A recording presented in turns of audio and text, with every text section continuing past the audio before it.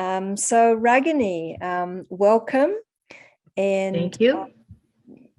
Ragini Michaels, and I'll leave it up to you. Okay. Well, thank you for having me, and thank you, Joya. That was a great presentation. It's a different version than what I knew, so I learned something new, so thank you. Well, I'm going to attempt to use a PowerPoint here today. Sometimes it works, sometimes it doesn't. So bear with me, we'll see how it goes. I just thought it might be nice to have some images to go with what I'm going to be talking about. So let's see, this should work if I'm correct.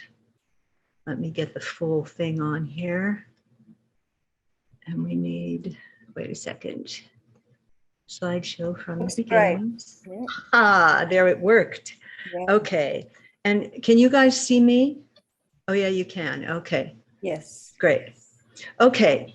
So first of all, if you have any questions with a real pressing need to have an answer to, please put it in the chat. And Mita told me that she would let me know if someone put in one of those kinds of questions. So I want to talk to the struggle. It's one of the struggles that I've had in my life, huge one. Am I somebody or am I nobody? I really want to be a somebody. And somewhere inside, I consistently kept feeling like I was a nobody. Created a great deal of stress, frustration, anxiety, depression, unhappiness, all the kinds of things that come when you have a goal that has to do with your whole sense of who you are. So if you don't have that struggle, for you to get the maximum amount out of this little presentation, choose something where you want to be something, whatever it is, and you don't want to be the opposite of it. My purpose in life, I guess, is to help people understand better how to navigate opposites. So although I'm going to be talking to this particular one, feel free to substitute your own issue in here as we're talking about it. Okay, so this picture I used because it was kind of like representative of what goes on inside of my own mind when I get caught in this struggle. It's just like, where am I? Who am I? What am I doing with my life? Okay. Oftentimes we get covered with these kinds of opposing ideas. I'm not good enough. I'm great. I'm not worthy. No, wait a minute. I'm deserving. Oh, I can't win. No, wait a minute. I can't lose. Yeah. So it just goes back and forth and you can hear the energy. I'm a loser. No, wait a minute. I'm a winner. No, I fail. No, wait a minute. I succeed. So if you're like me, you've probably been putting a lot of energy into trying to become one of a set of opposing ideas. Failure, winner, somebody, nobody, which is what I'm focusing on because it's been a real challenge in my life to deal with that. So take a moment and put in whatever words resonate with you, because I'd like you to go through this. I'm actually going to give you a little tool to use. So I hope that you hang in there with me and give it a go. If you have any images that are better for you than words, use those. If you have feelings, emotions, or energy, use those. But feel the conflict between the two. And I'm just dealing here with something that you want and the opposite of it you don't want. Okay, so that's kind of the fundamental place where I'm coming from and helping you with this particular technique that has actually changed my life enormously, which is why I love to share it with people. So first thing to remember is this is a struggle of your mind, not your soul. That's really important because the mind has to deal with these opposing, this sense of opposing opposites. And you see here how when you're at the head of the line, you really feel like you're somebody. You can see in her posture, she's colorful and everything else. And she has followers behind her who are not as colorful and don't stand out as much as she does. On the other hand, if you happen to be in the position of one of the four people in the back, those four people might be feeling very much like a nobody. And the thing is that if we had a full line of people, there's always going to be somebody ahead of you that might make you feel a little bit less than. And there'll always be people behind you, which can allow you to feel like you're in the lead, which is going to make you feel a little bit more like a somebody, a little bit more successful.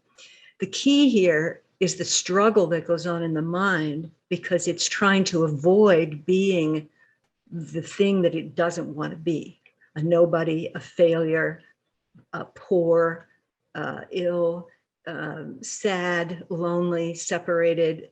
We want to be the opposite of those things, which is always going to be positive for us.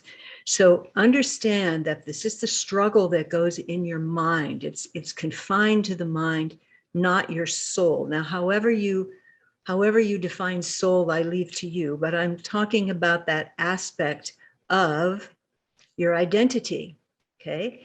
In this way of looking at this, which, by the way, what I'm sharing comes from having studied the psychology of mystics, those folks in our species who are able to stay centered and calm no matter what comes their way.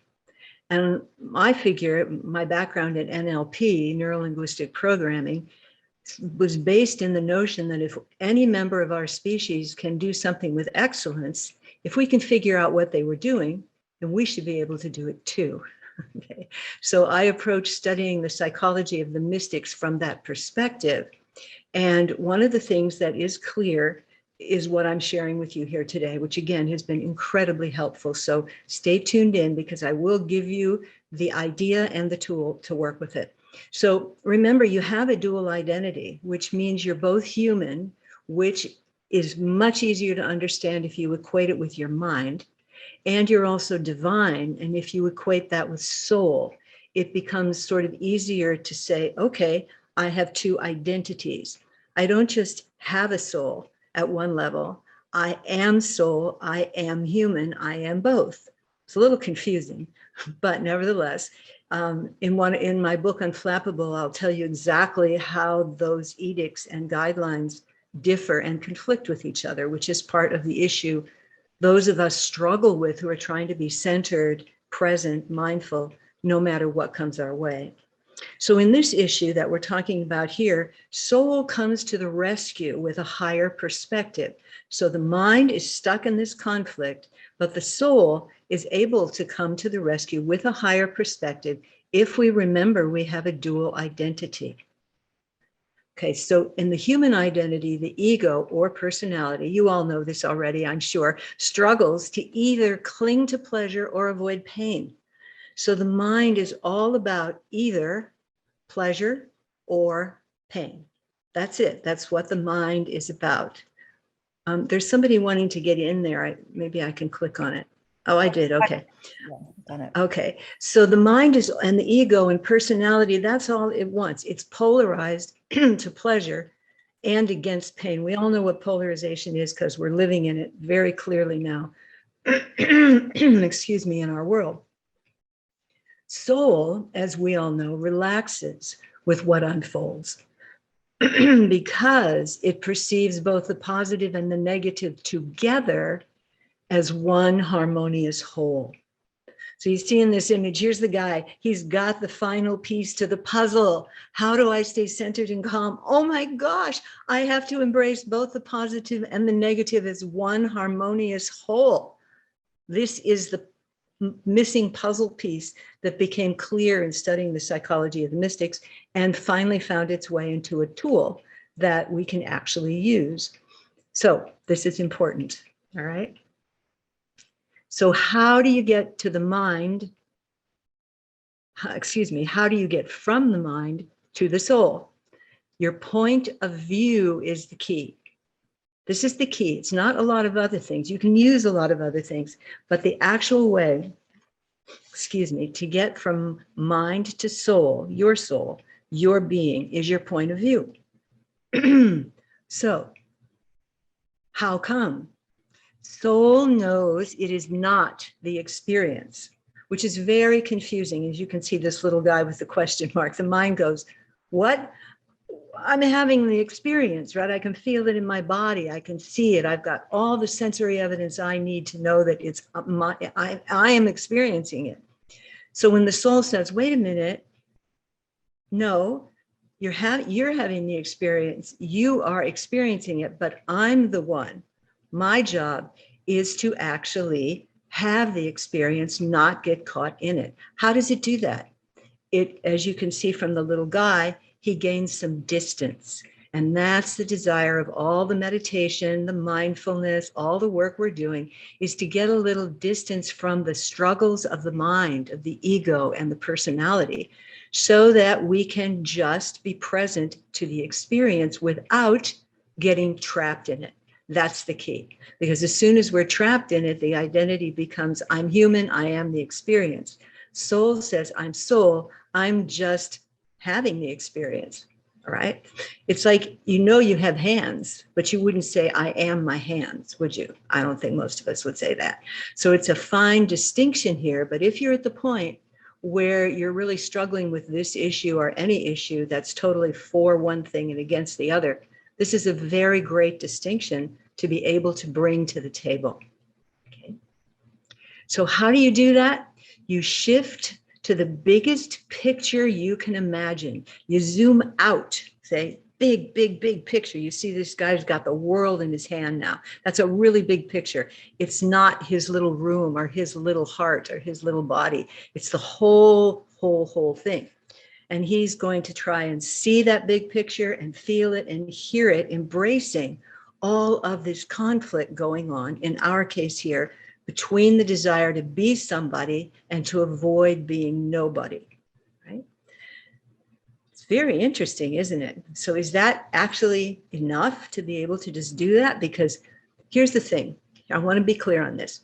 If you put your two hands out in front of you and you put in one, the one you want, and you put in the other one an image of something you don't want, of the opposite that you don't want, like wealth or poverty or being somebody or being nobody or being connected versus being separate, okay? And you look at those two and you have feelings about both of them, right? So when you zoom out, you have to make sure, I think this next picture is going to show you. Let me see if it's there. You have to imagine that perfection exists in the biggest picture possible. Now, in order to imagine that perfection exists, when you have these two things in front of you, and you clearly in your body, you want this one and you don't want that one, all right? You're with me on that? You feel it in your body. However, if you want to get to your soul and be able to release the conflict that's there, you have to zoom out to a really, really big picture where perfection exists. That's it. Now, how could perfection possibly exist when you're feeling this in your body? Well, that's a really, really good question, and one that we answer in this way. Everything in the biggest picture is already harmonious, it's already balanced, it's already optimal for the whole that we're always talking about wanting to get back to, and for every individual part of the whole. That's perfection, right? It's already perfect. There's nothing to do. You've heard all these words. Nothing to do, nobody to be, nowhere to go, just be here, be now, be with the flow, live in the moment. How in heaven's name could you do that? You can only do that if you see that these two things that you thought were in conflict are actually one whole, one harmonious, balanced whole that is actually optimal for the entire system and for every aspect of it, right? And you can see from this picture that there's some people struggling and working hard, and others on the other side are just calmly standing around connected with each other. In order to be able to do this right here, you have to give faith and trust a place at the table. Why? Because this invites your soul to have a seat at the table and a voice. And you're inviting your soul to the table as your other identity. This is one of the distinctions that makes a great difference when you're playing with trying to get something to be who you are and to avoid something that you don't want to be.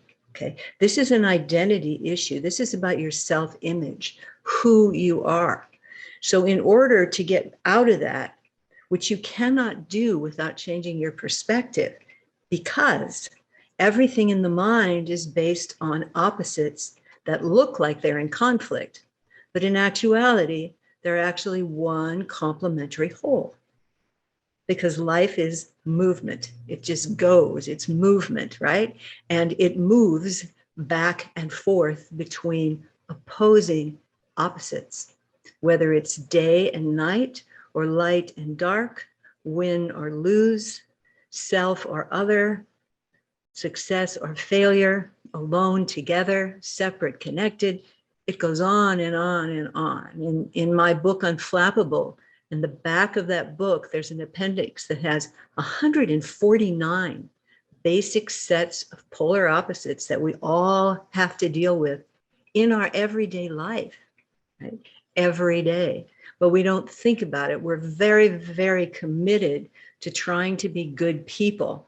I'm not against being good people. We want to be good people, but we also want to be good, mindful, present, conscious people to what is actually the way life works.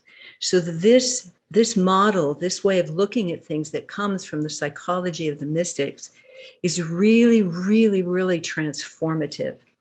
And it can change everything because it will help you take your mindfulness, take the experiences that you're having where you feel connected, and move you to a different level with it, kind of like up level your whole faith and trust and your understanding of what you're putting it in. Because ultimately, you're putting it in yourself as soul. As Joya was talking about earlier, the presupposition here, your basic assumption is that you are a part of the whole already and you're perfect already. Well, the mind just goes, that's crazy, lady. Look at all the things I did today that I should go and ask forgiveness for, or all the things that I did that I know were not good. So that's the mind talking. So one of the things that I want to share here is to help get that distinction that soul, if you make it as something you have, as opposed to something you are, it takes you a little longer to get there. All right. Because these issues, the ones that are about who you are, what is the essence of who you are, what is driving your purpose and your meaning, has to do with your identity, who you claim yourself to be. And I'm not saying claim yourself as soul and not human. Let me be clear. You are human, you are soul, if you choose to use that perspective. All I'm saying here is it can make a huge difference in the way you relate to these things. And here's the key that came out of the mystic psychology work that I did. This is from a mystic named Nisargadatta. It's one of my favorite quotes of all time because it relates to exactly what we're talking about here. Love tells me I'm everything. Wisdom tells me I'm nothing. Between these two, my life flows. You know how we always talk about the flow of life? Well, this mystic is saying life flows between love and wisdom. And when you're in love, and we've probably all been in love, head over heels, gooey-eyed, crazy love. And also when you're in that space, you're everything. I mean, nothing bothers you, right? Nothing. You're just head over heels in love. If you have tastes of the spiritual love, it's even better, right? It's just like, contentment magnified 100,000 times. Wisdom, I think we've all experienced to the nothing aspect of that. If you've ever been out camping or in a place where city lights were not predominant, you can see the sky and all the stars. And I don't think anyone can have that experience and not recognize at least a flicker of realization of how insignificant each one of us actually is. Between these two, life flows, according to the mystics. When you take that in and you say, okay, I'm going to use that. I'm going to allow myself to be somebody and be nobody. I'm going to allow myself to be connected and happy. And I'm going to allow myself to be separate and sad. And we can go down the list and see all of these things. And there's a joy and a freedom and a calm that comes when we can actually embrace this particular perspective. because we have two identities. And what we're doing here is we're claiming both, and we're learning how to flow with life, which is a movement between polar opposites, back and forth and back and forth. Now, my work, which I have a course on that called Centered No Matter What, tells you how to do it in more depth, gives you 6 steps. I have a book named Unflappable, which you're happy to pick up somewhere, that gives you the actual 6 steps that are based on everything I am sharing with you here today. Specifically this quote: love tells me I'm everything. Wisdom tells me I'm nothing. Between these two, my life flows. It's so beautiful.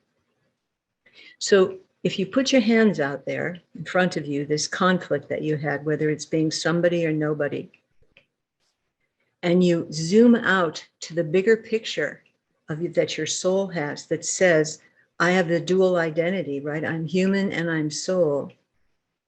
And this is the way to navigate this conflict down here at the human level.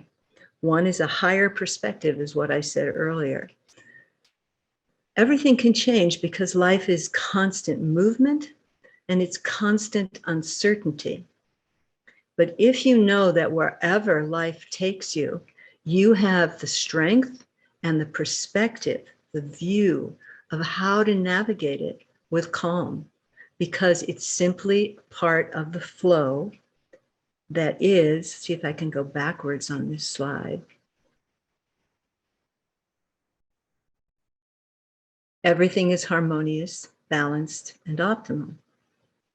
Now, sometimes I had somebody, a client the other day, who said to me, I feel like I'm at drifting, just drifting at sea. And she said, and if I zoom out and see the big picture, I see myself alone in the ocean. Now, that's not the kind of big picture that you want to see that's going to make you feel good.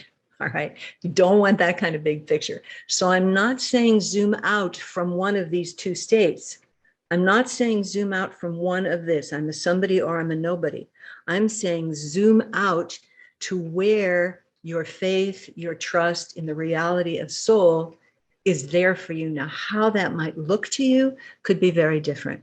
It might be mountains. It might be a single flower growing out of a crack in the concrete in the midst of a big city. It could be the stars at night. It could be a shooting star. It could be a swing just blowing in the breeze. It could be just the feeling of a gentle coolness coming in the heat of the summer. It could be anything, right? That allows you to have for a moment a taste of the harmony and the balance and the love that's there in when you look, when you have the perspective of looking from things as already perfect. Because if you're already perfect, it's just fun to be somebody. And it's okay if you're nobody. If you're already perfect, if there's a nobody to be, and there's nowhere to go, and there's nothing to do, right? It does not mean you just sit like a bump on a log and do nothing. No, because this kind of perspective also brings with it the motivation and the desire to take action, but primarily out of love and service.